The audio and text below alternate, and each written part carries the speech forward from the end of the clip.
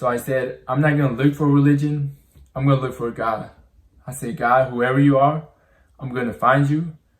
Lead me to the truth, whoever you are.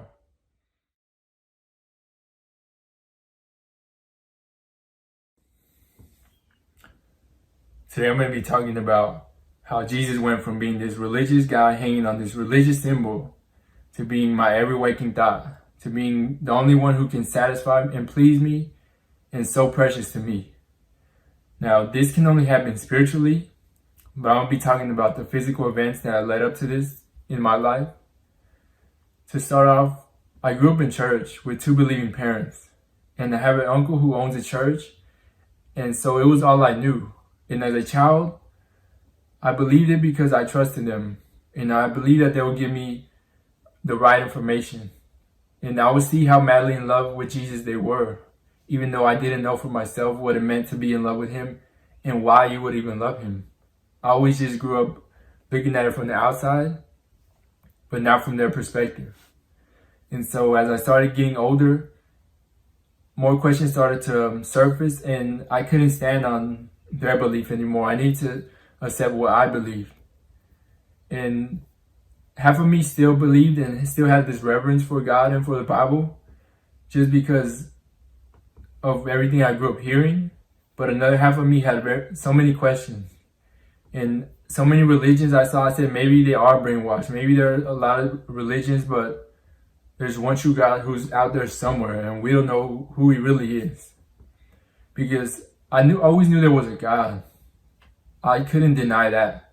You can't see a building and say there was no builder. So I couldn't see creation and say there was no creator. I just felt like he was off somewhere and just watching over everything, and maybe everyone just chooses what religion they want to follow.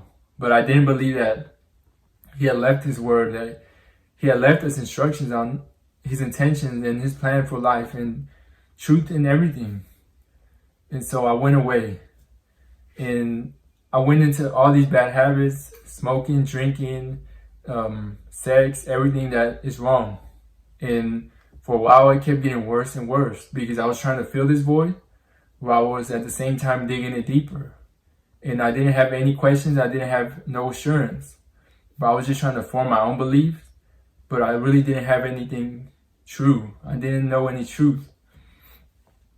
And I kept getting worse and worse, because I have a very all or nothing personality. So I said, I'm doing one thing wrong, then might as well do everything wrong. And I was taking LSD, just doing dumb stuff, trying to find understanding, when God left it for us right here. But it took a while for me to see that and realize that, because it was always embedded into me, this love that my parents and my uncle had for God. You know, I remember one thing that my uncle said from 15 years ago in the church that I will never forget. He said, I don't follow God because I don't want to go to hell. I don't follow him because I want to go to heaven. He said, I follow him because I love him. I genuinely love him. And this always stuck with me, because I said, how do they know him so intimately that they can love him like this and give their whole life for him? But I never had the discipline in order to get there. But now I understand that God let me go astray in order to see what I had to see, in order to come back and truly appreciate him for saving me from my bad habits, because it got worse and worse. And now I went astray for about 5 years, and I was lost, and I was very insecure. I didn't know where I stood on. I didn't know where I laid my head at night. And so finally I couldn't take it anymore. Finally I said, you know, I'm losing it. I'm losing my mind. I need to reconcile myself with this being that's out here. I need to find God. I need to find the truth. And I didn't even know if my parents' truth was the truth. So I said, I'm not going to look for religion. I'm going to look for God. I said, God, whoever you are, I'm going to find you. Lead me to the truth, whoever you are. And so I actually went to my mother and I said, I'm losing it. I can't take this anymore. Can you pray for me? And she prayed over me. Now this is where things changed. This is where the supernatural kicked in. And it left the natural and it began moving. Because I tell you, once she prayed for me, something felt different. I felt something like this weight get lifted off on top of me. Now, anyone who does not believe in God, you're going to say, oh, you just imagine yourself different. But if you believe in what's spiritual, I'm telling you this with complete 100%, I felt so different. And after that, I did not have any desire to do anything wrong. I cannot explain it. But all these bad habits that were chains on me, that I could not break for the life of me, I tried so many times without God, they just were gone. I didn't want to do them.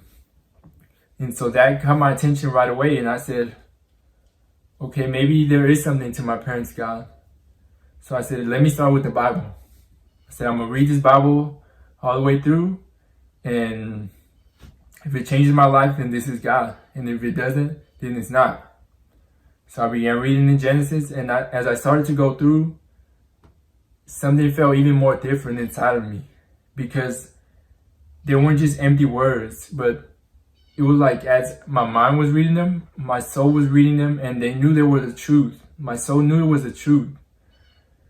And I just could not get enough of them. I just kept reading and reading until finally I got to the Gospels, the story of Jesus. Because by this time I already believed. I couldn't deny it. It would just come from me. I knew this was the truth. And I would say, Jesus, I love you, but I would say emptily. Because I would hear him tell me, you don't know me. So as I read the Gospels and I began to know who Jesus was and who he is and what happened, it went from being this religious act to being this living God who created all that I am. And I would hear him talk to my heart. He just became so real. And it was like a snowball effect. It keeps going and going, even right now. It only gets worse and worse. The more I get to know him, the more I want from him. So I could say it only gets better. And as I dove into the things of God, I dove into the scriptures, he just began engulfing my whole life in a very supernatural way. I can't explain it. So this religious act that I used to see so emptily and say, that's just some guy, some form of religion. He began being so precious to me. I can't explain it. Other than God gave me spiritual eyes in order to see the glory in this. And I don't see him as some guy hanging on a cross, because he's so much bigger than that. But when I see that, I see the act that happened. I see the God who created everything. I see the one who was the Word of God. And I started to something in me couldn't help but love him.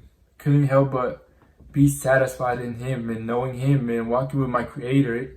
He engulfed my whole life, and I was never the same ever since. And it's only getting worse and worse. I can't help but love him. I can't help but cherish him. I wake up in the morning and I want to talk to him. And then he speaks to me, either through signs or I hear him talk to my heart. And there's nothing like him, because he's the best person in the universe. And you start understanding him, and there's nothing like his love. There's nothing like him. Now, I know these are empty words if you don't believe, but if you do believe or you're kind of on the fence, I'm telling you, my parents and my uncles seem so same to me now. Because now I see, now I understand. I understand why they did what they did. Because this is a true living God. There's a reason you hear about Christianity everywhere. But many people don't want to believe knowledge that is not from them. Now, Christianity is the only religion where they say, go out and try everything, question everything. Other religions say, oh, don't you ever question your God. But Christianity says, go. He lets you. He let me go out. And I tried everything. I questioned everything. I looked at every religion. But coming to Jesus just felt like coming home for the first time.